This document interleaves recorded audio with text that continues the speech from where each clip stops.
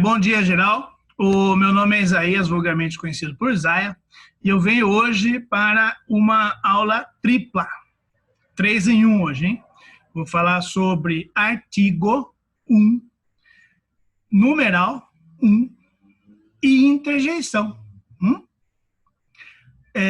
Começando aí pelo artigo, o artigo sozinho não significa nada, você pega aí o e deixa ele sozinho, você vai achar que é zero. Então, ele só tem sentido antes de um substantivo. E qualquer palavra que venha depois dele, do artigo, é substantivado. Ele transforma a palavra em substantivo. Então, se você tem um verbo amar, se tiver um artigo antes dele, ele deixa de ser verbo, ele passa a ser substantivo. Então, o amar as pessoas é muito bom. Então, o artigo, ao mesmo tempo que fica ali meio de lado, né, vamos dizer assim, ele também tem essa função muito importante. Se você quer dar ênfase a alguma coisa, o Zaya é um professor lá, tal. Não, o Zaya é o professor. Então você está destacando, dando ênfase àquela ideia, dando importância para aquele termo que você está usando antes do artigo. Na verdade, então, o artigo tem a flexão. No caso do o, aí eu estou dizendo do artigo definido, masculino, ele define o nome. Né? E tem o artigo indefinido, que é o um. E às vezes é confundido pelo numeral, que nós vamos ver, um. Né? E se ele tiver um H antes, com ponto de exclamação, ele vira uma interjeição. Então, são destaques aí que eu vou fazer hoje para vocês. O artigo indefinido, ele aparece sempre antes do definido, numa narrativa, num texto. Então, havia um menino que morava na floresta. Então, ninguém conhece o menino apareceu agora na história. Então, você não vai falar, havia o menino que morava. Não, você introduz uma ideia, tanto na narrativa quanto numa discussão, num texto dissertativo, você usa o artigo indefinido primeiro. Depois que você for retomar essa ideia, você coloca o artigo definido. Então, havia um menino que morava na floresta. Aí você está falando mais coisas, etc. O menino abriu a porta da choupana, né? Então, aí eu já sei que esse o do menino é aquele um que estava lá atrás, que eu já citei anteriormente. Então, tem alguns detalhezinhos assim com relação ao artigo, né? Então, vamos ver aqui algumas coisinhas. Por exemplo, o artigo, então, precede o substantivo, vem antes, como eu já disse, e ele indica gênero e número. Então, gênero, como eu já disse, o, a, os, as, né? No caso do o e do a, no caso do masculino e do feminino. E o S, dando a ideia de número, plural, singular. E o indefinido, a mesma coisa. Um, feminino, uma, plurais, né? Uns, umas.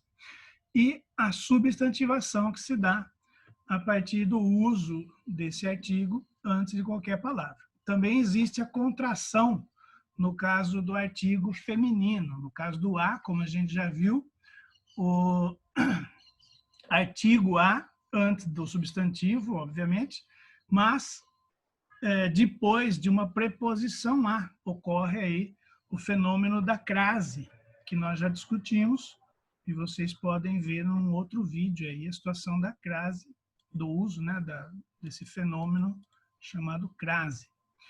O numeral, então, a língua portuguesa também tem número. Tá?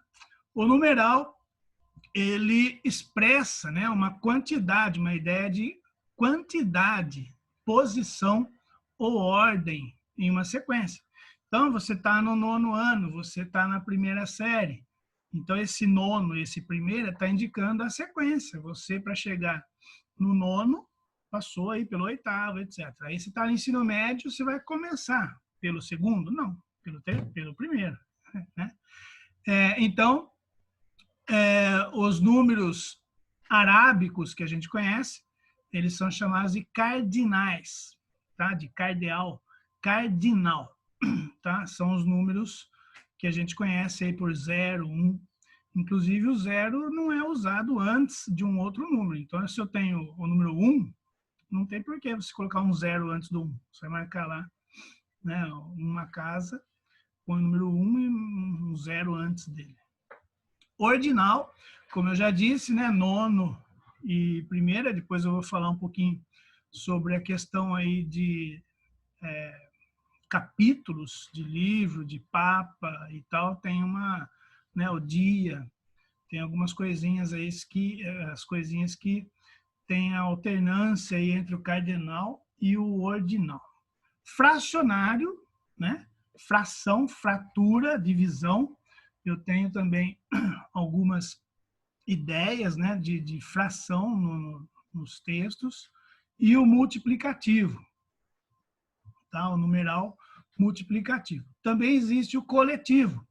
Nós estamos numa quarentena. Quarentena é um numeral coletivo. Tá? Só esses detalhes que eu já falei aqui. Então, no caso do canto, né, eu tenho cantos num livro. Tá? Então, aparece o número romano, esse I maiúsculo, significa 1. Só que depois da palavra canto, eu não falo canto 1. Até o 10, né, eu digo canto primeiro, segundo, décimo.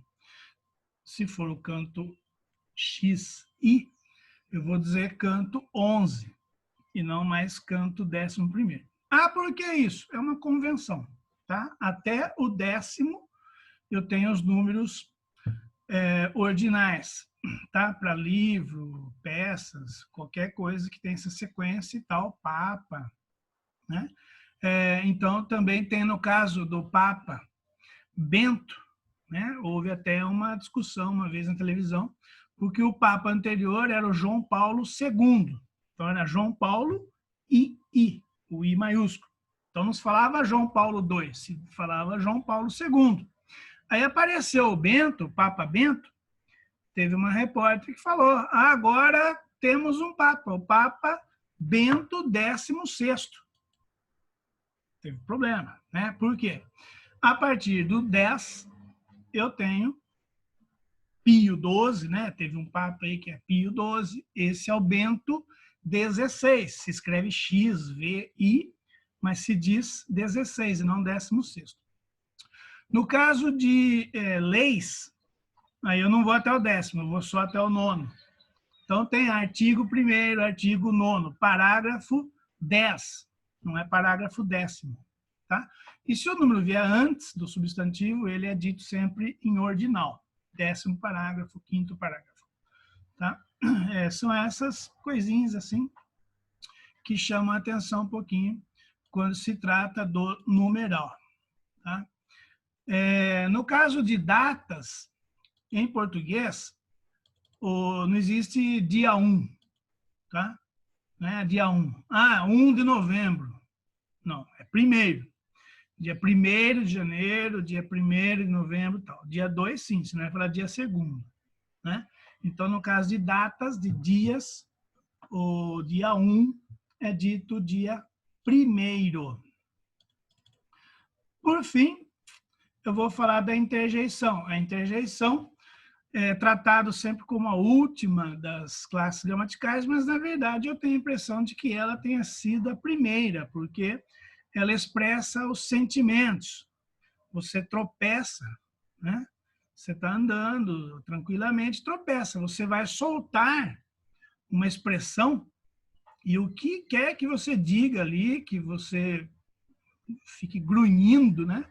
Aquilo vai ser uma interjeição. Você sentiu dor, topou o dedo numa pedra, pode ser um palavrão, pode ser um espanto, qualquer coisa vai estar acompanhado de um ponto de exclamação e vai ser a expressão de um sentimento, sempre que você expressar emoções, sensações ou estado de espírito. Você vai estar usando a interjeição.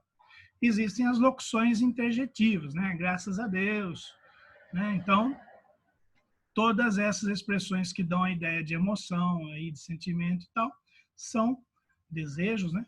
São as interjeições. Tanto que eu vou dizer uma agora, eu vou falar tchau para vocês, e é uma interjeição, tá bom? Esse, então, é o vídeo de hoje. Uma boa semana, bons estudos. Revejam aí a questão do artigo, do numeral, das interjeições. Eu tentei aqui fazer um apanhado meio resumido, tá? Porque senão ia ficar muito longo. Tchau, até a próxima.